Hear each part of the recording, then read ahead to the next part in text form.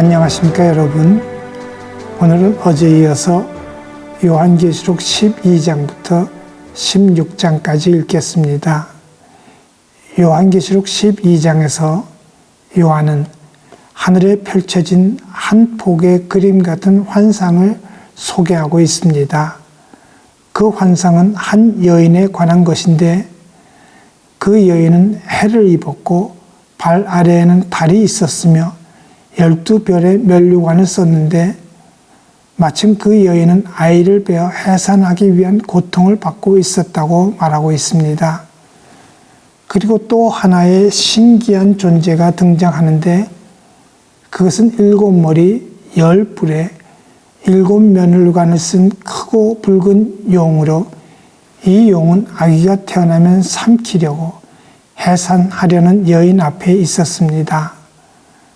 그런데 장차 철장으로 만국을 다스릴 남자로 태어난 그 아이는 하나님 앞으로 올려갔으며 여인은 하나님께서 그 여인을 양육하기 위하여 예비하신 곳에서 1260일 동안 있었다고 합니다.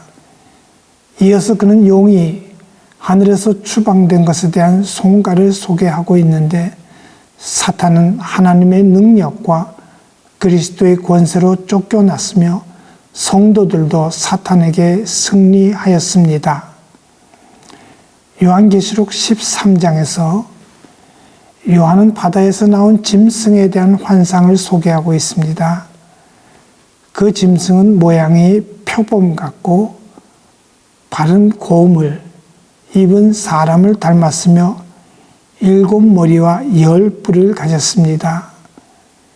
그리고 머리 중에 하나가 상하여 죽게 되었으나 상처가 났자 온 땅이 놀라서 그를 따랐으며 요한은 용이 그 짐승에게 그런 권세를 주었다고 말하고 있습니다. 계속해서 그는 그 짐승은 아주 악하고 참남된 말을 하면서 42달 동안 일할 권세를 받아 하나님을 모독하고 하나님의 이름을 회방하며 하나님의 장막과 그곳에 사는 자들까지도 비방한다고 말하고 있습니다. 이어서 그는 사탄으로부터 권세를 받은 짐승이 하나님의 백성과 싸워 이기고 천하 만국을 통치할 권세를 받았다고 말하고 있습니다. 그리고 그는 땅에서 올라온 또 하나의 짐승에 대해서 언급하는데 그 짐승은 새끼 양같이 2뿔이 있고 용처럼 말하는데 처음에 바다에서 올라온 짐승의 모든 권세를 가지고서 처음 짐승에게 경배해 드리도록 강요한다고 말하고 있습니다. 요한계시록 14장에서 요한은 어린 양이 14만 4천과 함께 시온산에 선 것을 보면서 하늘의 음성을 들었는데 하늘의 음성은 물소리 같고 큰 뇌성과도 같으며 검은 고 소리 같기도 하였는데 14만 4천 외에는 그 노래를 배울 자가 없었다고 말하고 있습니다.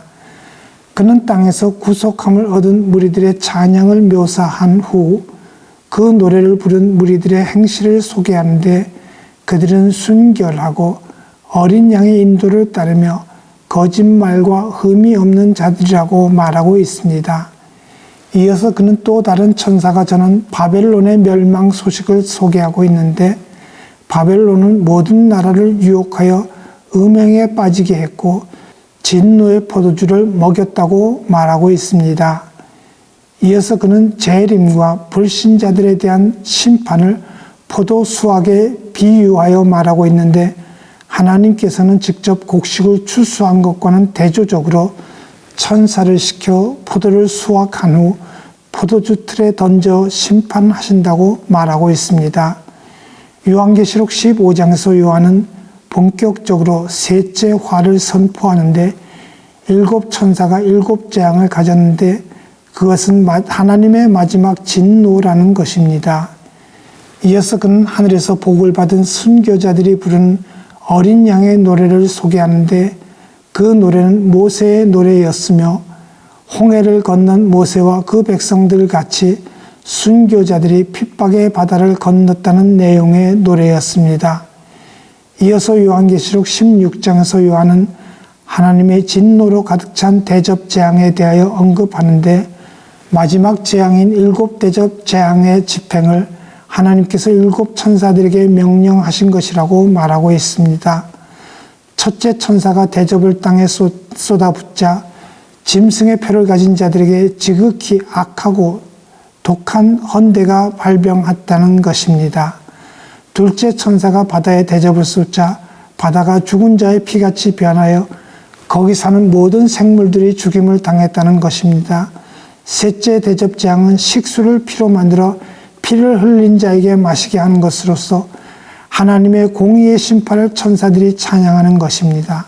그렇게 7째 대접 재앙까지 그는 소개하고 있습니다. 오늘도 성령의 인도심을 따라 주님 말씀에 순종함으로 말미암아 승리하는 삶을 살아가는 참으로 복된 여러분 모두가 될 수 있기를 간절히 바랍니다.